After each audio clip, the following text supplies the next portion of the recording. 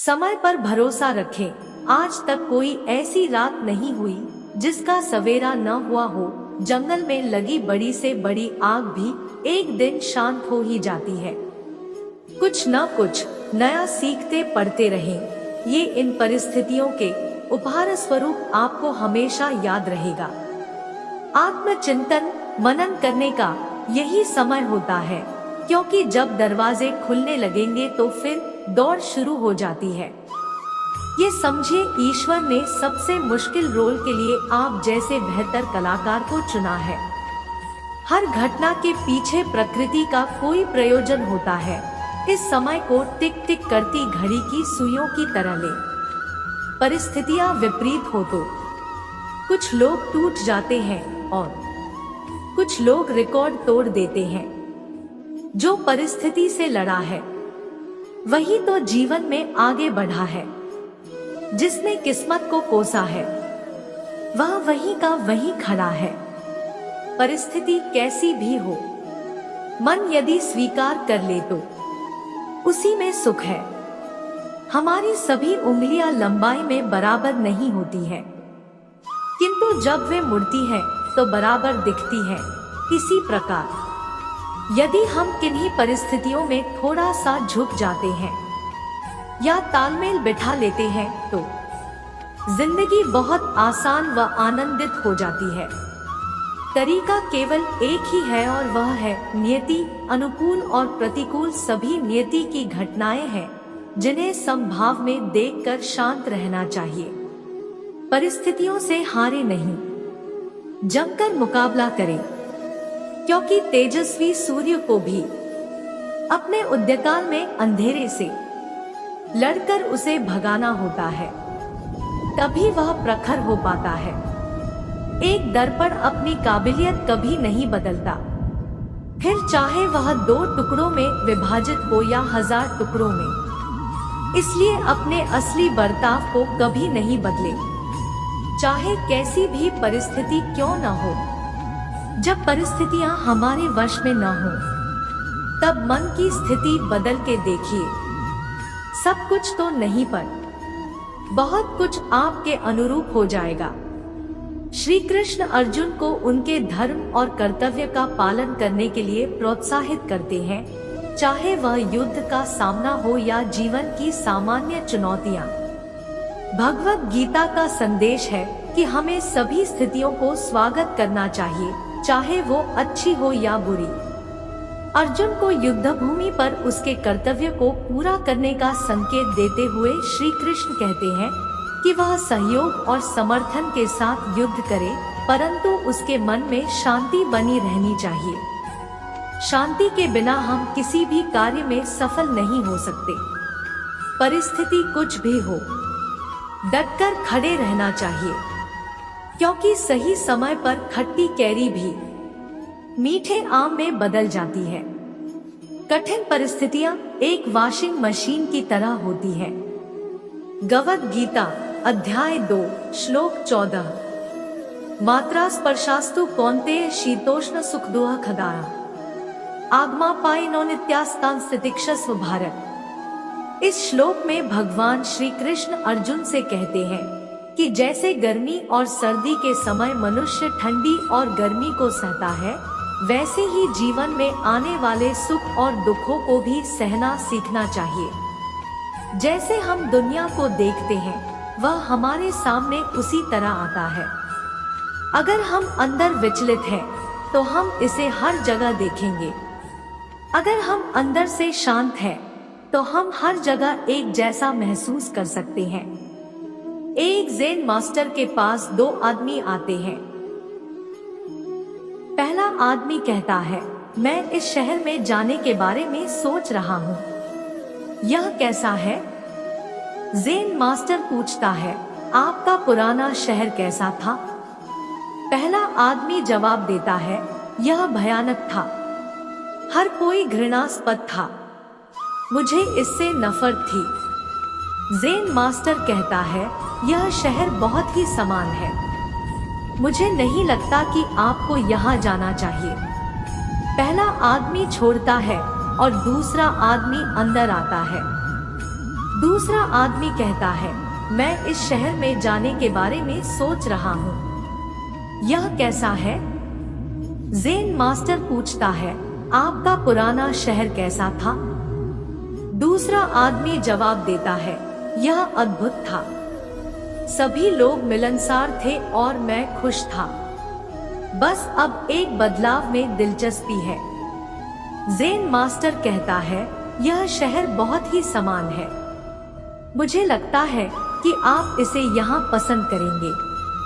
हम जो चाहते हैं वह हम पाते हैं। जिन कारणों से आप जो करते हैं वह उतना ही महत्वपूर्ण होता है, यदि अधिक नहीं, जैसा कि आप क्या करते हैं, क्योंकि वे आकार लेते हैं कि आप कैसे चाहते हैं। इसलिए आखिरकार वे यह भी निर्धारित करते हैं कि आप क्या पाते हैं। जो हमें ठोकर मारती है, घुमाती है और निचोड़ती भी है, परंतु जब भी हम इनसे बाहर आते हैं तो हमारा व्यक्तित्व पहले की अपेक्षा अधिक साफ, चमकीला और बेहतर होता है।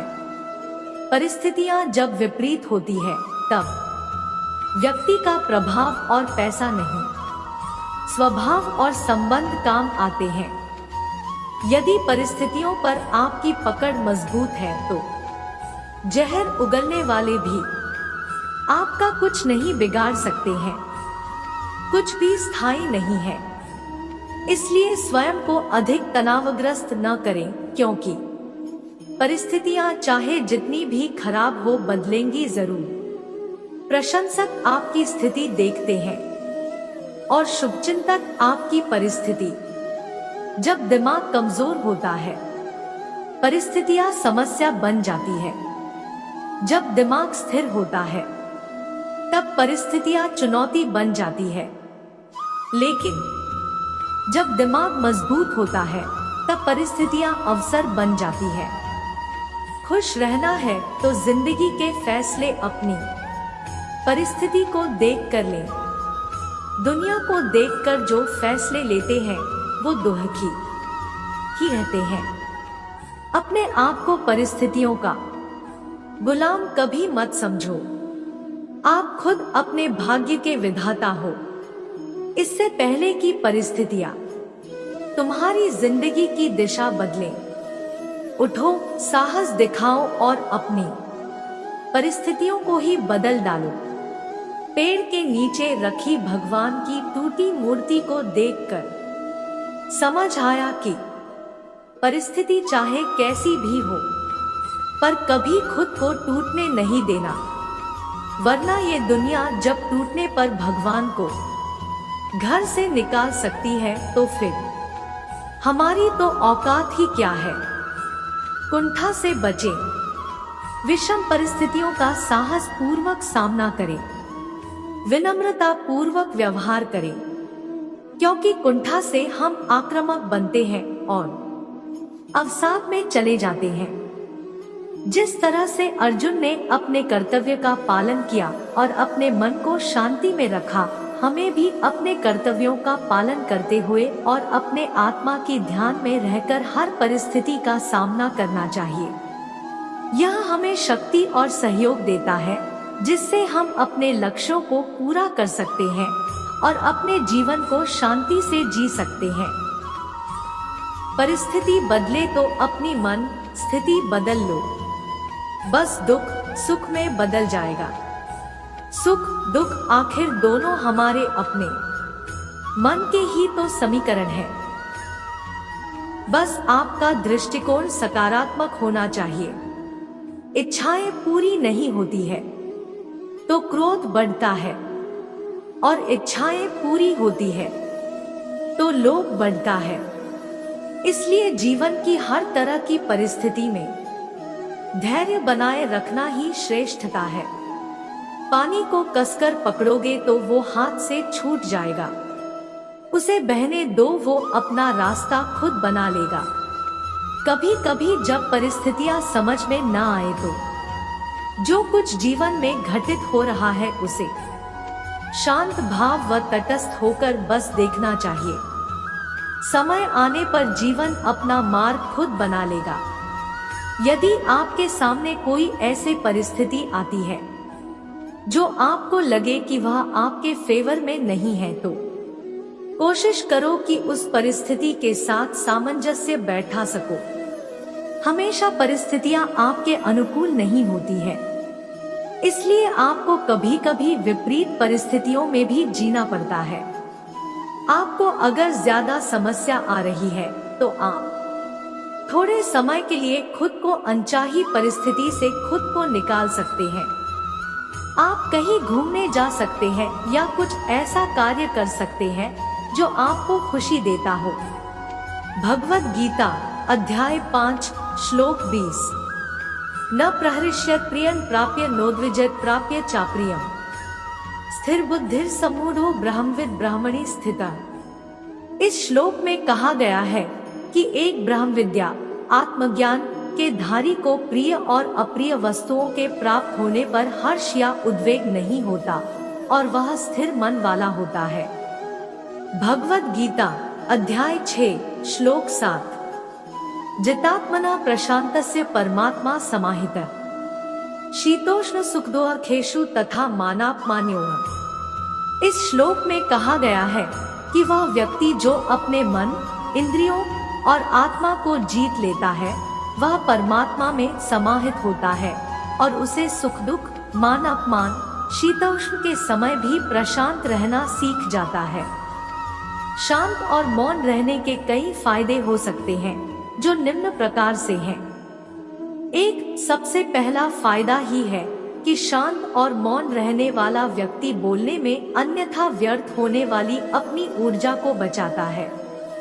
2 शांत या मौन रहने वाला व्यक्ति कई बार अनावश्यक रूप से उत्पन्न होने वाले विवादों से बच जाता है जो कई बार बिना सोचे समझे बोलने या प्रतिक्रिया देने के कारण उत्पन्न होते हैं।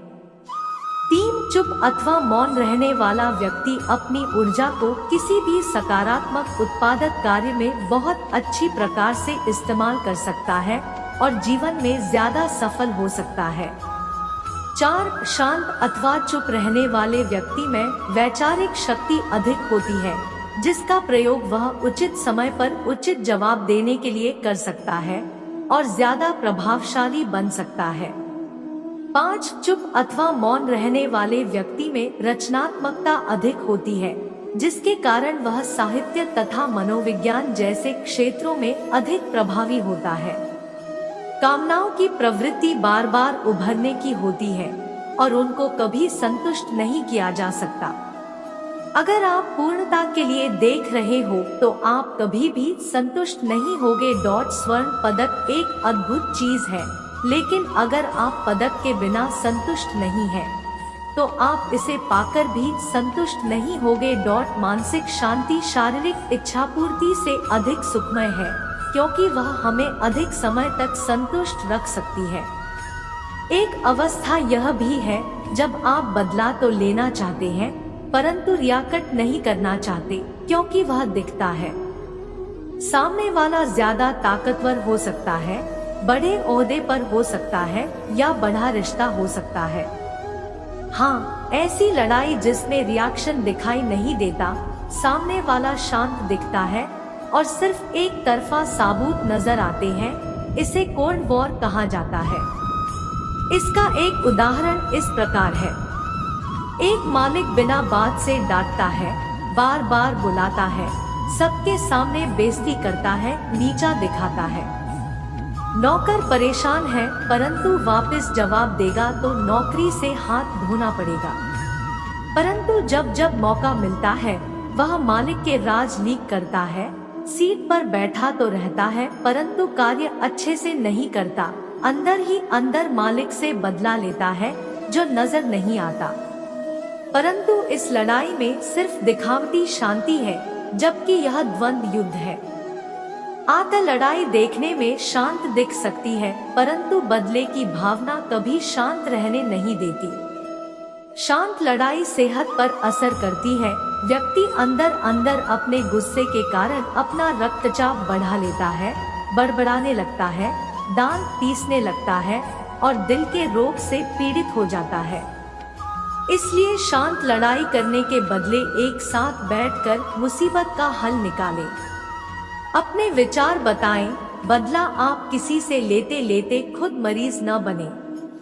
कुछ समय बाद क्रोध आप में बहुत बढ़ जाएगा और फिर उसे जो रखता है उसी को ही तकलीफ देता है। इसलिए शांत लड़ाई करने के बदले एक साथ बैठकर मुसीबत का हल निकालें। अपने विचार बताएं, बदला आप किसी से लेते लेते खुद मरीज न बने। कुछ समय बाद क्रोध आप में बहुत बढ़ जाएगा और फिर उसे जो रखता है उसी को ही तकलीफ देता है। इस भगवत गीता के संदेश से हमें यह सीखने को मिलता है कि हमारे जीवन में आने वाली हर परिस्थिति को स्वागत करना है, चाहे वो सुखद हो या दुखद। हमें अपने मन को सकारात्मक और स्थिर रखना चाहिए और आत्मा की दिशा में एकाग्रता बनानी चाहिए। इसी प्रकार हम जीवन के हर मोड़ पर शांति का आनंद उठा सकते हैं और सफलता की ओर बढ़ सकते हैं। भगवत गीता हमारे जीवन के मार्गदर्शन में एक महत्वपूर्ण भूमिका निभाती है और हमें सही मार्ग पर चलने के लिए प्रेरित करती है। इसके माध्यम से हम आत्मा की गहराइयों में शांति का अनुभव करते हैं और अपने जीवन को सुखमय बना सकते हैं।